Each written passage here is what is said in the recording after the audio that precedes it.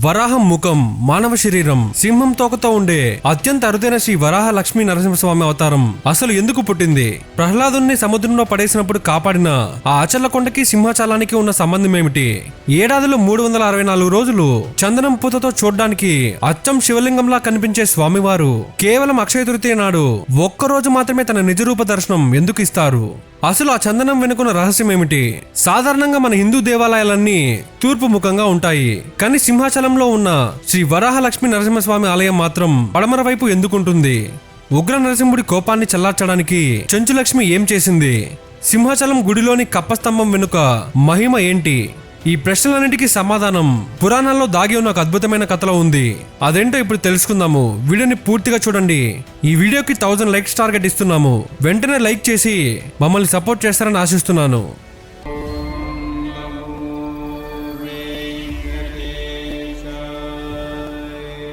ఎప్పుడైనా పడమర ముఖంగా ఉన్న దేవాలయాన్ని మీరు చూసారా? సాధారణంగా మన హిందూ దేవాలయాలన్నీ తూర్పు ముఖంగా ఉంటాయి. ఉదయిస్తున్న సూర్యుని కిరణాలు నేరుగా స్వామివారి పాదాలను తాకేలా ఆలయ నిర్మాణాలు జరుగుతాయి. కానీ అత్యంత ప్రసిద్ధమైన ఒక వైష్ణవ క్షేత్రం మాత్రం పడమర ముఖంగా దర్శనమిస్తుంది. ఆగమ శాస్త్రాల ప్రకారం తూర్పు ముఖంగా ఉన్న దేవుడు భక్తులకు శాంతిని, ఐశ్వర్యాన్ని ప్రసాదిస్తే, పడమర ముఖంగా ఉన్న దేవుడు అపారమైన జయాన్ని అంటే తిరుగులేని విజయాన్ని ప్రసాదిస్తాడని ప్రగాఢ విశ్వాసం. దుష్ట శిక్షణ చేసి సాధించిన అద్భుత విజయానికి ప్రతీకగా తనను నమ్ముకున్న భక్తులకు సర్వ కార్యాల్లో జయం చేకూర్చడానికి ఆ దేవాది దేవుడు ఇక్కడ పడమర వైపు చూస్తూ ఉంటాడు. గర్భగుడి లోపలికి వెళ్లి చూస్తే స్వామివారు నిలువెత్తు శివలింగం ఆకారంలో కనిపిస్తారు. కానీ అది శివలింగం కాదు, మహావిష్ణువు కొలువైన వైష్ణవాలయం. ఆ లింగం పైనున్న చందనం పూర్తిగా తొలగిస్తే 3 భిన్నమైన అద్భుతమైన రూపాల కలయికతో ఒక విగ్రహం మనకు కనిపిస్తుంది. సంవత్సరంలో కేవలం ఒక రోజు మాత్రమే ఆ స్వామి నిజరూప దర్శనం భక్తులకి లభిస్తుంది. ఇంతటి విశిష్టత, మరెన్నో దాగి ఉన్న రహస్యాలు ఉన్న ఆ పుణ్యక్షేత్రమే విశాఖపట్నం సమీపంలోని సింహాచలం. భక్తులు ఎంతో ప్రేమగా కొలుచుకునే దేవుడు శ్రీ వరాహ లక్ష్మీ నరసింహస్వామి లేదా సింహాద్రి అప్పన్న. త్రిమూర్తి కాదు, విలక్షణమైన ద్విమూర్తి రూపం. ఇక్కడ స్వామివారు అరుదైన రూపంలో దర్శనమిస్తారు. చూడ్డానికి 3 అవతారాల లక్షణాలు ఉన్నప్పటికీ వాస్తవానికి ఇది శ్రీ మహావిష్ణువు దాల్చిన 2 అవతారాల అద్భుత కలయిక. అదే వరాహస్వామి మరియు నరసింహస్వామి. అందుకే దీనిని ద్విమూర్తి రూపం అంటారు. నరుని శరీరం, వరాహ ముఖం మరియు సింహం తోకతో స్వామివారు ఇక్కడ వెలిశారు. అసలు స్వామివారు ఈ విలక్షణమైన రూపంలో ఎందుకు వెలిశారు? అది తెలుసుకోవాలంటే మనం కృతయుగంలోకి ప్రయాణించాలి. కృతయుగంలో రాక్షస రాజైన హిరణ్యకశ్యపుడు ముల్లోకాలను గడగడలాడించేవాడు. అతనికి శ్రీ మహావిష్ణువు అంటే బద్ధ విరోధం. విష్ణువు పేరు వింటేనే రగిలిపోయేవాడు. ఒకనాడు బ్రహ్మదేవుని గురించి కఠోరమైన తపస్సు చేసి ఎవరు ఊహించిన ఒక అద్భుతమైన వరాన్ని పొందుతాడు. పగలు కాని రాత్రి కాని, ఇంట్లో గాని బయట గాని, ప్రాణమున్న జీవి వల్ల గాని, నిర్జీవి వల్ల గాని, మనిషి వల్ల గాని, జంతువు వల్ల గాని, ఎలాంటి ఆయుధాల వల్ల గాని తనకు మరణం సంభవించకూడదు అని వరం అడుగుతాడు. బ్రహ్మదేవుడు తదాస్తుని వరం ప్రసాదించి అదృశ్యమవుతాడు.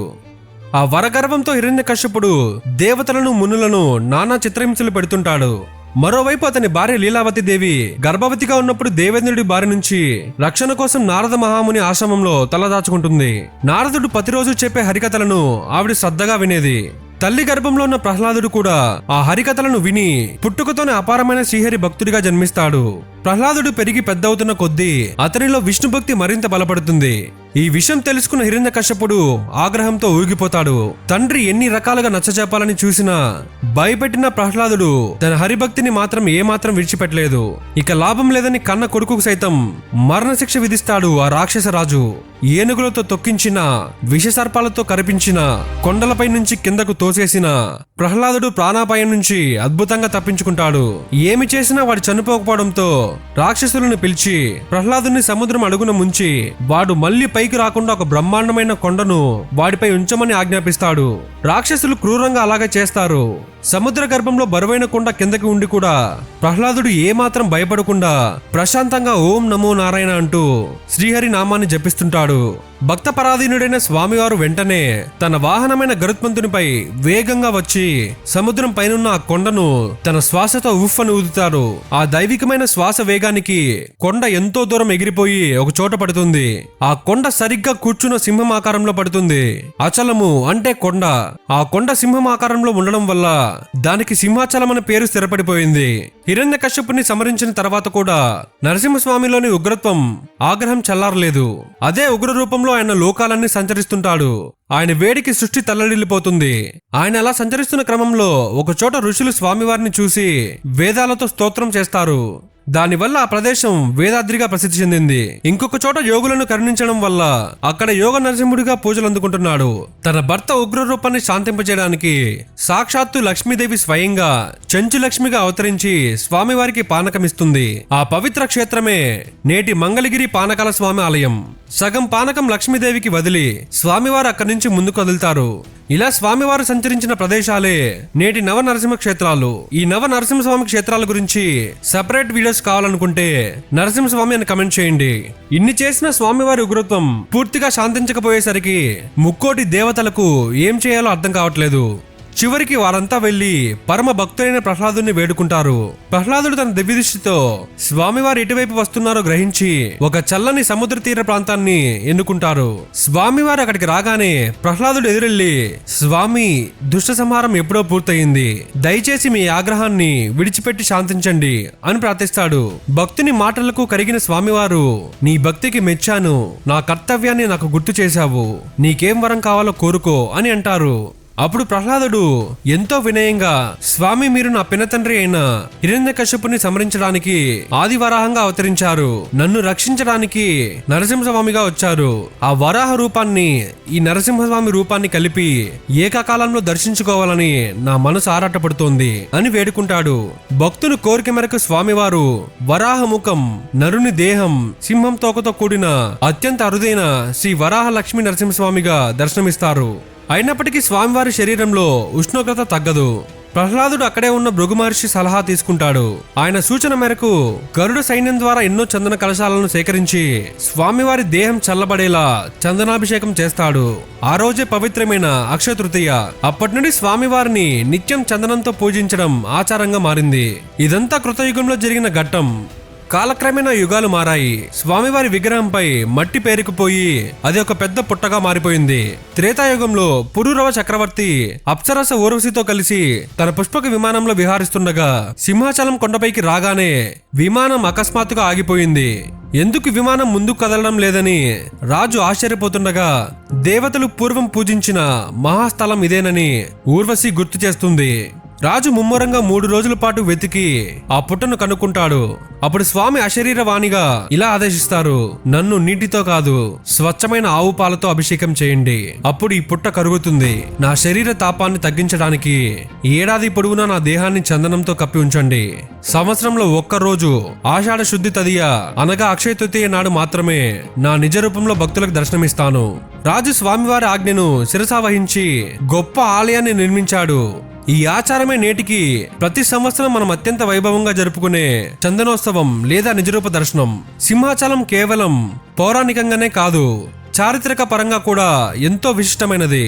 ఈ ఆలయ నిర్మాణం సాధారణ దక్షిణ భారత ఆలయాలకు పూర్తిగా భిన్నంగా ఉంటుంది. ఒరిస్సాలోని ప్రసిద్ధ కోనార్క్ సూర్య దేవాలయాలను పోలి అద్భుతమైన కళింగ వాస్తు శిల్పశైలితో ఈ ఆలయం నిర్మించబడింది. నల్ల రాతిపై చెక్కిన సూక్ష్మమైన శిల్పకళ, 16 స్తంభాల కళ్యాణ మండపం, రథం ఆకారంలో ఉండే కట్టడాలు ఆనాటి శిల్పుల అసమాన ప్రతిభకు సజీవ సాక్ష్యాలు. సింహాచలం చరిత్ర అనగానే శ్రీకృష్ణదేవరాయల ప్రస్తావన ఖచ్చితంగా వచ్చి తీరాలి. పూర్వం 1516 ప్రాంతంలో ఆయన కళింగ దేశంపై దండెత్తి ఘన విజయం సాధించిన తర్వాత సింహాచల అప్పన్నను భక్తి శ్రద్ధలతో దర్శించుకుంటాడు. స్వామివారికి పచ్చల పతకాలు, ఎన్నో అమూల్యమైన రత్నాలు, బంగారు ఆభరణాలు, అనేక భూములను కానుకగా సమర్పించారు. తన కళింగ విజయానికి శాశ్వత గుర్తుగా ఆలయ ప్రాంగణంలో ఒక శాసనాన్ని, విజయస్తంభాన్ని ప్రతిష్ఠించారు. ఇది ఆలయ చరిత్రలో సువర్ణాక్షరాలతో లభించిన ఘట్టం. సిద్ధాంతకర్త శ్రీ భగవద్ రామానుజాచార్యులు సింహాచల క్షేత్రాన్ని దర్శించారు.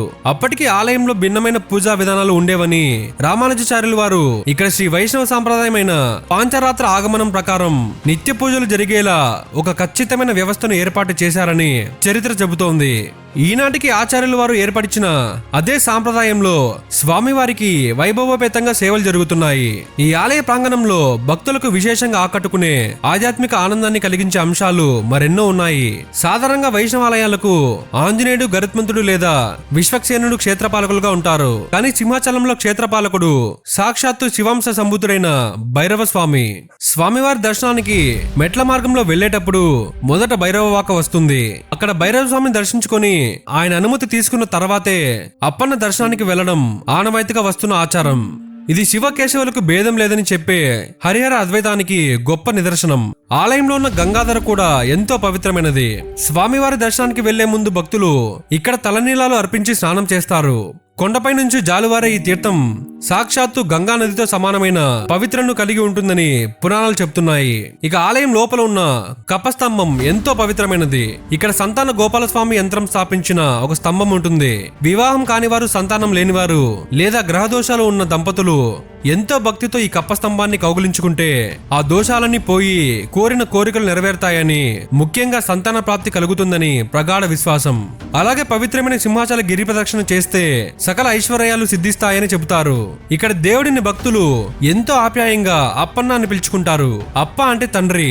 సింహాద్రి అప్పన్న తనను నమ్ముకున్న భక్తులను ఒక తండ్రిలా కంటి రెప్పలా కాపాడుకుంటాడని, అకాల మరణం తొలగిపోతుందని భక్తుల అపార నమ్మకం. చందనంతో కప్పబడిన ఆ శివలింగాకార స్వామి రూపాన్ని చూస్తే మనసుకు ఎంతో ఆనందం, ప్రశాంతత కలుగుతాయి. మనం చేయాల్సిందంతా ఒకటే, ప్రహ్లాదుల నిశ్చలమైన భక్తితో స్వామివారిని నమ్మడం. ఓం నమో నారాయణ అదే నామజపమే మనసులో నిరంతరం స్మరించండి. సింహాద్రి అప్పన్న కరుణా కటాక్షాలు ఎల్లప్పుడూ అందరిపై ఉండాలని కోరుకుందాము. ఈ వీడియో నచ్చితే ఈ వీడియోని లైక్ చేయండి. అలానే మీరు ఎలాంటి వీడియోస్ చూడాలనుకుంటున్నారో కమెంట్ అయితే చేయండి. మేము అవి చేసే ప్రయత్నం తప్పకుండా చేస్తాము.